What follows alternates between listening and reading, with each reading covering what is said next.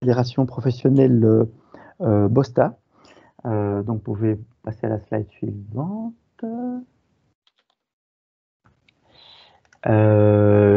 Et en quelques mots, je vais déjà vous expliquer qui est la Bosta.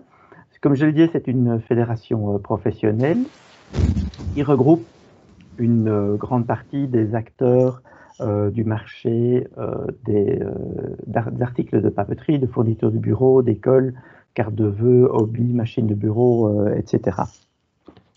La Bosta est une fédération, comme je le disais, sous forme d'ASBL.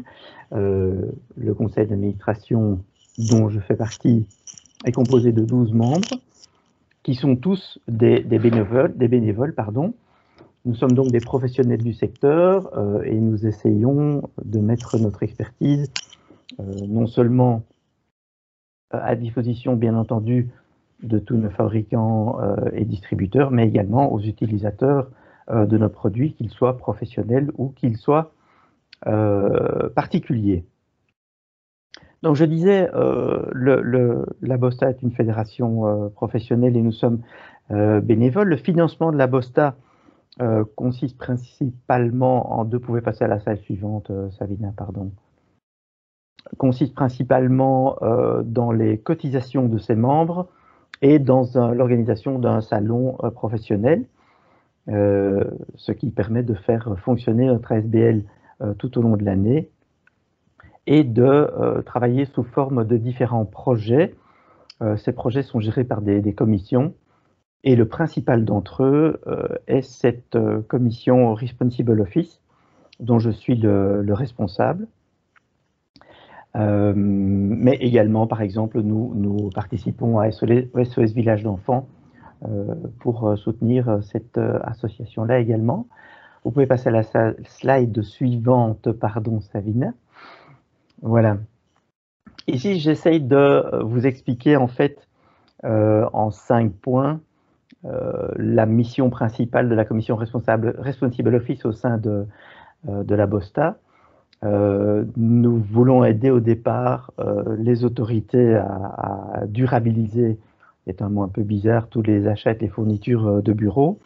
Et ce projet en fait est né d'une demande du fédéral dans le cadre de son projet 100% durable, où l'État fédéral nous disait mais on voudrait bien durabiliser la totalité de nos achats, mais en fait on ne trouve pas vraiment de sources qui pourraient nous conseiller. Et là on rejoint la présentation que nous avons eue précédemment à propos des labels. On a décidé au sein de la fédération de mettre donc à la disposition des éco-conseillers, des acheteurs, etc., une plateforme d'information afin de leur permettre de rencontrer ou de faire se rencontrer leurs demandes et l'offre des différents fournisseurs. J'insiste bien sur le fait que cette plateforme n'est pas un site d'e-commerce.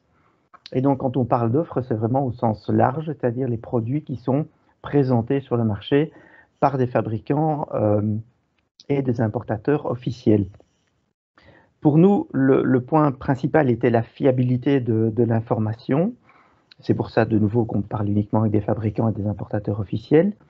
Mais également le fait que les produits qui sont présentés sur ce site présentent un de ces fameux certificats qu'on appelle label également.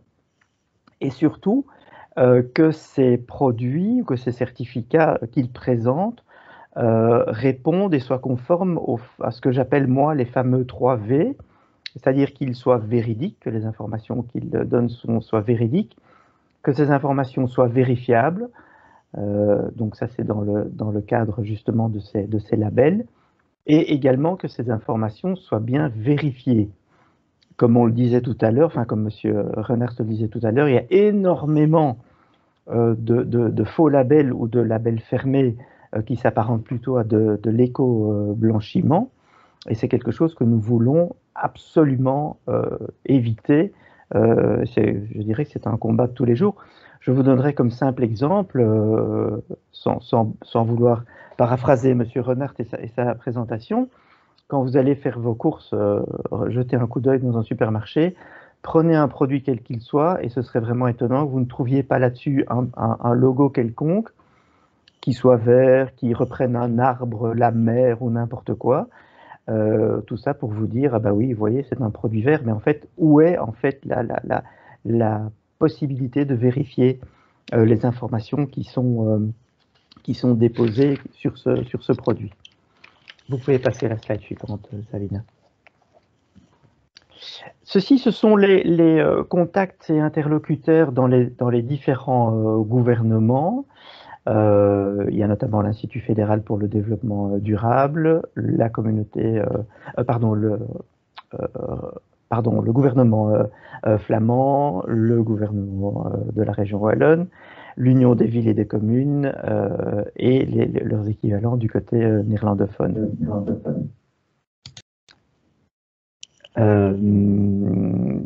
Voilà, on peut passer à la slide suivante, où vous trouverez une capture d'écran du guide des achats durables qui est publié par l'IFDD, l'Institut pour le développement durable, et dans lequel il est fait mention de Responsible Office en tant que partenaire informateur avec le lien vers notre site. La slide suivante vous illustrera les autres partenaires avec qui nous avons des liens, nous avons des accords. Bien entendu, le service public de Wallonie avec qui nous travaillons aujourd'hui et avec qui nous avons signé un partenariat, l'équivalent du côté néerlandophone et Ecotips ainsi que FSC et PEFC dont on vient de parler. On va entrer dans le vif du sujet sur la slide suivante en reparlant de nouveau de ce qu'on vient de voir précédemment, qui sont les certificats actuels, encore qu'il y en a d'autres qui viennent de s'y ajouter, qui sont les certificats actuels que nous utilisons sur le site Responsible Office et qui nous permettent en fait d'attribuer un certain nombre de points pour déterminer le classement des produits proposés sur le site Responsible Office. Comme vous le voyez, il y a là-dedans des certificats généraux, il y a des certificats nationaux, il y a des certificats européens, il y a des certificats qui concernent plutôt le management des entreprises, mais également des certificats qui sont vraiment spécifiques à certaines catégories de produits. Si on parle de NF Environnement, par exemple, eh bien, on a plusieurs catégories, comme vous le voyez, qui sont les enveloppes et sacs de courrier, les cartouches tonnerres, la catégorie écriture, etc.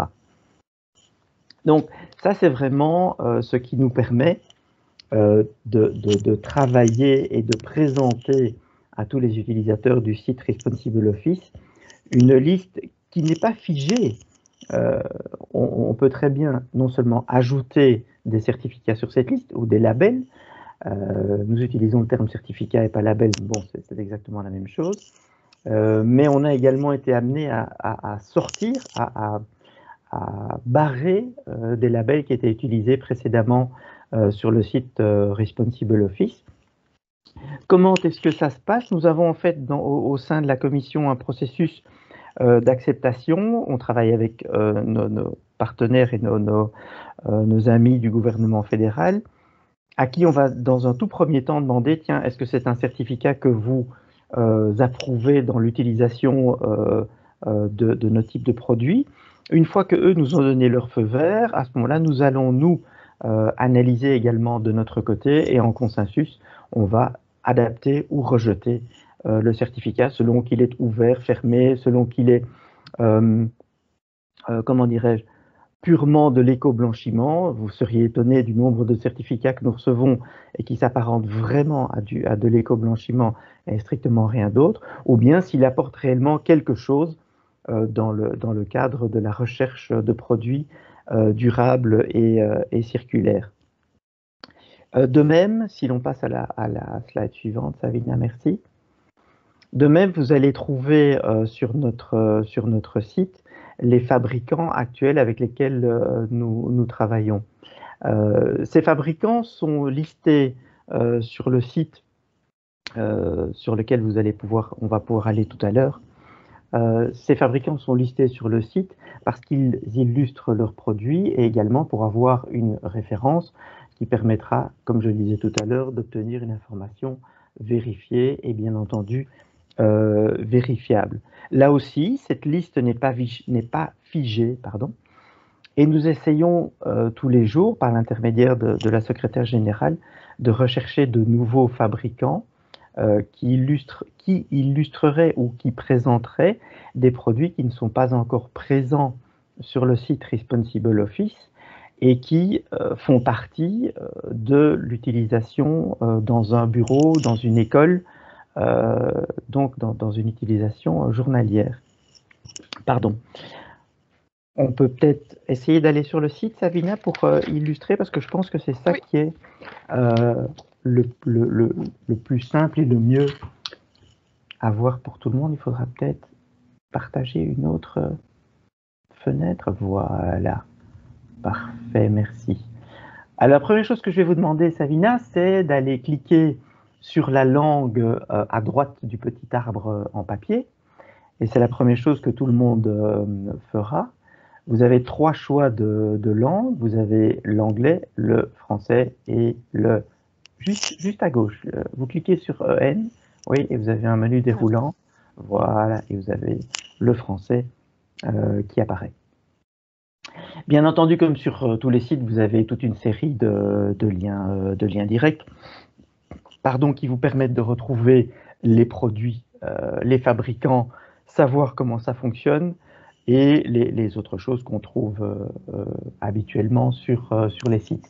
Il y a également le lien direct vers ce que nous appelons, nous, les dealers, qui vous permettront de trouver l'information ou acheter le produit qui est illustré sur le site. Vous allez également avoir... Je passe à la page suivante, pardon. On peut rester sur le site, Savina, je pense que ce sera le plus simple, parce que toutes les slides vont illustrer en fait des captures d'écran. Oui, c'est ça. Voilà, exactement. Donc la première chose, c'est pour le choix des produits. Vous avez 2 possibilités, soit on va cliquer sur produit effectivement là en haut, voilà, ou bien alors on a la barre de recherche. Et donc si vous faites ici, si vous déroulez la page, vous allez voir différents, si on reste sur classement et archivage ici au milieu, en n'allant pas trop vite, voilà, on va avoir par exemple des boîtes d'archives, des classeurs à levier, classeurs à anneaux et des choses comme ça. Si on clique par exemple sur classeur à levier, si vous voulez bien, Savina, c'est le 4e en partant de la fin dans le classement et archivage. Voilà, parfait. Vous pouvez cliquer dessus. Et donc là-dedans, vous allez trouver les produits qui sont toujours proposés par les fabricants, qui sont validés par la commission Responsible Office. Et ces fameux produits sont donc classés, comme je le disais tout à l'heure, en fonction du nombre de labels, du nombre de certificats qu'ils présentent. La façon dont nous travaillons est illustrée dans la partie comment ça fonctionne. À moins que vous vouliez cliquer sur un des classeurs pour avoir une illustration, c'est peut-être plus intéressant, comme ça on reste sur le produit. Voilà. Donc sur le classeur en lui-même, sur ce produit-là, vous allez pouvoir télécharger 2 certificats, on les voit en dessous de l'écran. Voilà, le FSC Recycled ou bien le Blue Angel. J'insiste sur le fait que, je disais tout à l'heure, les fameux 3V, vous voyez que FSC Recycled est valable du 3 février 2021 jusqu'au 23 juin 2022. Il ne suffit pas que le produit présente un certificat obtenu un jour, dans le passé, il faut que ce certificat soit toujours valable. Donc, mettons que le produit ici présenterait un certificat qui soit valable jusqu'au 31/12/2021, eh bien, on le signalera nous au fabricant, on lui donne à ce moment-là un certain nombre de semaines pour se mettre à jour. Au bout de ces semaines, le produit est simplement déclassé. Donc, ça fait partie de ce que je disais.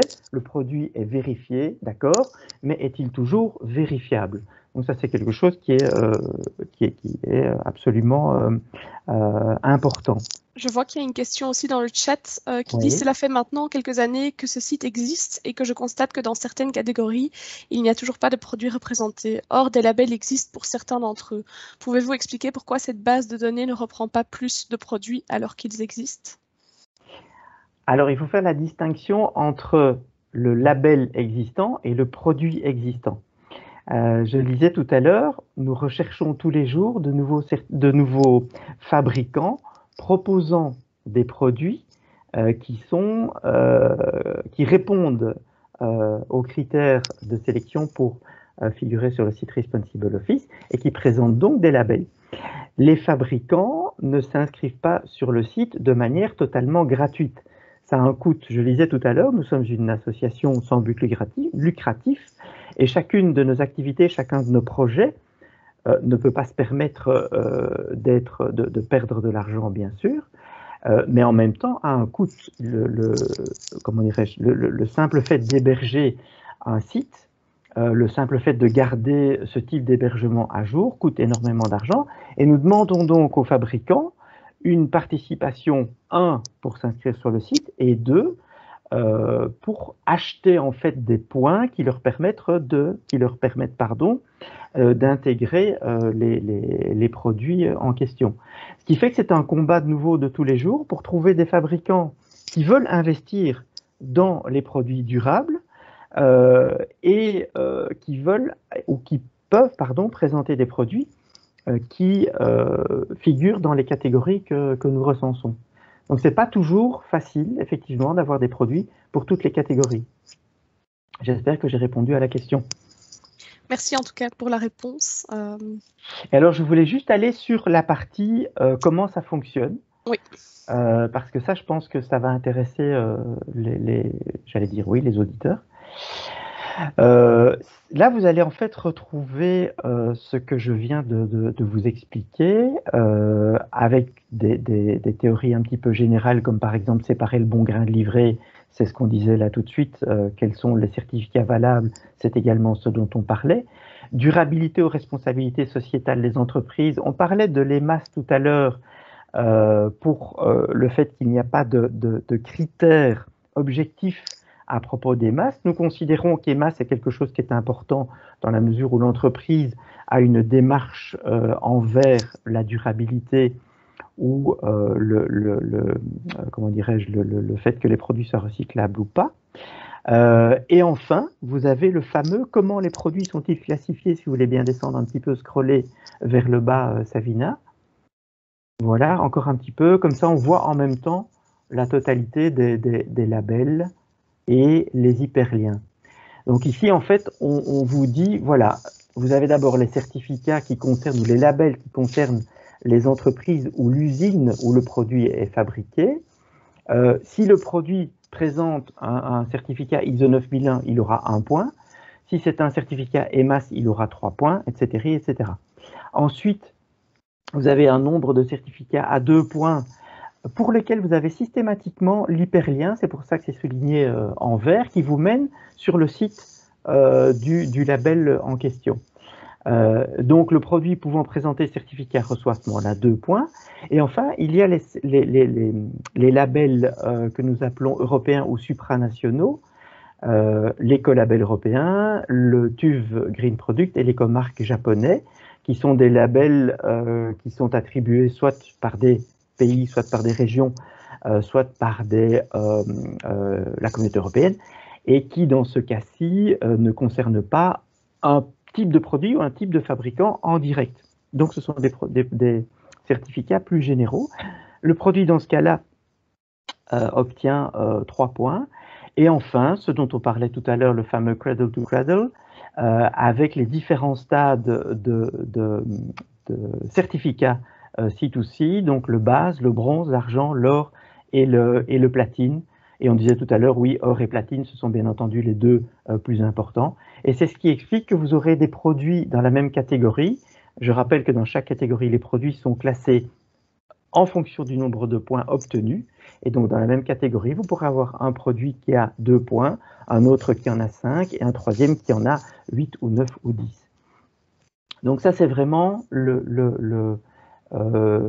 nœud, le cœur du fonctionnement de notre site Responsible Office. Il y a bien entendu la possibilité de s'enregistrer comme utilisateur, mais je dois dire, et c'est une manière également de réponse à la personne qui posait la question tout à l'heure de l'évolution du site, que le site va évoluer dans quelques semaines, puisque nous allons passer sur un nouveau type d'hébergement. Enfin, ça c'est la partie technique. Et nous allons retrouver de nouvelles fonctionnalités et des fonctionnalités qui seront plus faciles d'adaptation, plus faciles d'utilisation pour tout un chacun qui ne serait pas familiarisé non seulement avec les produits de bureau, mais également avec tout le système utilisé par Responsible Office. Voilà, je ne sais pas s'il reste du temps, je ne sais pas s'il reste des questions. Voilà. Il reste 5 à 6 minutes et je vois qu'il y a quelques questions qui sont apparues. Donc une première, je constate que nous sommes encore fort axés sur des produits éco-conçus. Cela fait maintenant plus de 20 ans que l'on en parle et l'IRECO proposait déjà ce type de plateforme en 2012. Je reste un peu sur ma faim quant aux critères de circularité de fourniture de bureau et si possible une économie circulaire locale et pas basée sur des matières recyclées, ayant fait 3 fois le tour du monde. Oui, vaste débat. Vaste débat. Il y a plusieurs questions dans la question. D'abord, il y a le fait qu'on parle d'une entreprise. On ne veut pas parler d'une entreprise qui est un distributeur pur et dur. Donc nous, on va se concentrer sur le fabricant et sur l'importateur du fabricant, qui nous permettra d'avoir le maximum d'informations vérifiées et vérifiables. Ça, c'est la première partie. Et la deuxième partie concerne effectivement la durabilité dans les fournitures de bureau. Il faut se poser la question à un moment, ok, j'ai besoin d'un stylo-bille. Ce stylo-bille est en plastique recyclé. Comment est-ce que je peux faire pour garder un produit qui soit accessible au niveau prix, au niveau valeur économique, devrais-je dire, mais également au niveau valeur écologique, pour faire de ce produit en plastique un produit qui fonctionnerait selon le type de circularité totale. Je dirais qu'à ce jour, on n'a pas encore trouvé la solution. Si vous imaginez que, on parlait tout à l'heure d'un distributeur tel que l'IRECO, doit mettre au point un système qui permettrait de récupérer dans chacune des entreprises les stylo-billes qui ont été utilisés, qui sont vides, de reprendre la totalité vers un dépôt. Ce dépôt va les envoyer vers le fabricant. On voit tout de suite qu'au niveau de la composante économique, on va arriver à, oui, je suis d'accord avec vous, au TCO, au fameux coût global d'utilisation. Et c'est le problème que nous rencontrons tous les jours, c'est que le coût global et véridique d'utilisation est beaucoup plus important que la simple valeur qu'on va vouloir donner à ce petit produit. C'est pourquoi on parle aujourd'hui en fourniture de bureau beaucoup de matières recyclées plutôt que de produits qui nous offrent vraiment une circularité. Je ne sais pas si une question suivante. Oui, il y avait encore des questions. Donc notamment, pourquoi les centrales d'achat du SPOE ne proposent-elles pas uniquement des fournitures durables? Cela impacterait les achats de tous les pouvoirs locaux qui en dépendent. Mais là, malheureusement, je ne suis peut-être pas le bon interlocuteur pour répondre. Et je ne sais même pas si, en rapport avec la présentation de ce matin, par laquelle on a la présentation juridique, je ne sais même pas si ça pourrait se faire d'un point de vue juridique. Donc là, je suis désolé, mais je suis obligé de laisser un gros point d'interrogation. Je peux pas répondre. Mais j'aimerais, bien entendu, que ce soit le cas. Je vais en tout cas aussi transférer la question aux collègues du SPOE. Et je vois alors encore une réflexion ou une question. Attention en effet à bien distinguer les certifications de l'entreprise des certifications liées au produit. Même une entreprise certifiée ISO 4001 peut encore mal trier ses déchets lors de la certification, à la différence des masses pour laquelle on doit se conformer à la réglementation en vigueur. Oui, tout à fait. C'est pour ça que le certificat EMAS propose un plus grand nombre de points que le certificat 14001 ou 9001. Donc on essaye de tenir compte de tous ces aspects-là. Et c'est là aussi qu'on se rend compte en fait que c'est un travail de tous les jours et qu'on a malheureusement, comment dirais-je, on est limité également par le fait que nous sommes de nouveau une association, une fédération qui travaille de manière bénévole et qui n'a malheureusement pas la possibilité de travailler tous les jours sur le sujet, alors que je pense que ce serait bien nécessaire. Merci beaucoup. Je ne sais pas s'il y a encore d'autres questions. Ah, je vois, il y a un très bon exemple en Flandre de centrale d'achat de mobilier et d'entretien de mobilier. Il s'agit notamment d'un exemple de NOF qui était présent à notre événement annuel. Absolument. L'année passée, oui. Absolument. NOF est un exemple assez particulier et ça rejoint en fait ce que j'expliquais tout à l'heure à propos de la circularité d'un BIC ou d'un classeur par rapport à un mobilier de bureau. Vous allez pouvoir, comment dirais-je, combiner dans le coût global d'utilisation la valeur économique du produit et la valeur écologique du produit. La valeur, oui, s'il y a pour ça écologique, même si le terme n'est pas bien adapté. Le mobilier de bureau étant d'office plus cher, va permettre plus facilement, étant plus volumineux, d'être récupéré à l'endroit où il a été utilisé, transformé, et ainsi continuer sa vie, je vais peut-être pas dire de manière infinie, mais en tout cas de manière beaucoup plus longue que le mobilier qu'on va acheter puis qu'on va aller déposer simplement en décharge. C'est un peu le problème, hein. Est-ce qu'on veut payer réellement aujourd'hui la totalité du coût environnemental d'un produit, ou bien est-ce qu'on veut plutôt approcher l'aspect purement économique pour lequel le critère qu'on nous, comment dirais-je, qu'on nous oppose le plus souvent, oui, mais c'est trop cher par rapport au budget. Donc ça, c'est vraiment une réflexion profonde que nous devons nous poser, que nous devons mener dans notre vie vraiment de tous les jours. Voilà. Merci beaucoup. Je vais maintenant vous inviter à rejoindre les prochaines sessions parallèles. Je vous mets le lien dans le chat et on se rejoint tout de suite là-bas. Un grand merci, Monsieur Enrotet, pour votre présentation. Merci à tous de votre attention. Au revoir. Au revoir.